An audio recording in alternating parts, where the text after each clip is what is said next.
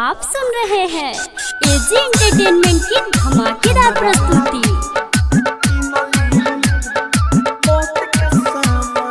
DJ Kanchan Raj, DJ remix Pankaj Raj Hasanpur Barharwa.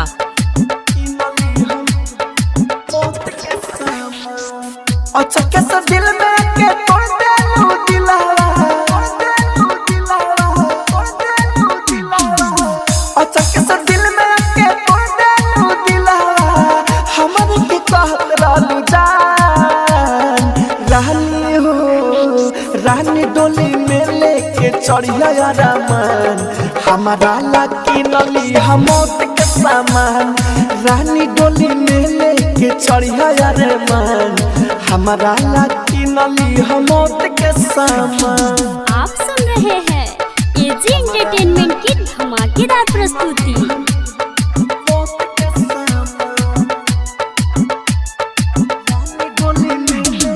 DJ Kanchan Raj, DJ remix Pankaj Raj Hasanpur Barharwa.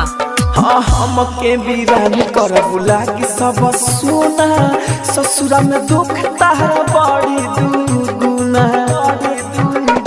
हाँ हमके वीरान कर बुला कि सब सुना, ससुरा में दुख तारा बड़ी दुगुना, टूटल दिलवा रोई हर दम हो, टूटल दिलवा रोई हर दम हो, देखियो अनहरिया में चाँद रानी हो, रानी डोली में लेके चढ़िया रे मान, हमारा लाकी नली हमोत के सामान, रानी डोली में लेके चढ़िया रे मान, हमारा लाकी नली हमोत के सामान।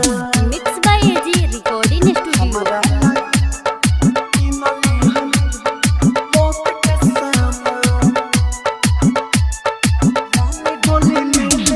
DJ Kanchan Raj, DJ remix Pankaj Raj Hasanpur Barharwa.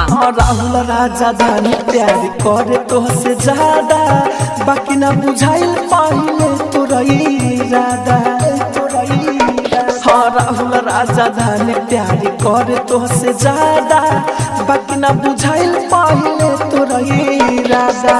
Amit आशिक से तू बात करिया ठीक से, अमित आशिक से तू बात करिया ठीक से, तुरी हन मनवा के मकान, रानी हो, रानी डोली में लेके चढ़िया रे मान, हमारा लाकी नली हमोत के सामान, रानी डोली में डीजे लेके चढ़िया रे मान, पंकज हमारा राज लाकी हसनपुर नली हमोत बरहरवा। के सामान। Mix by AG recording studio Roshanpur Sapaha.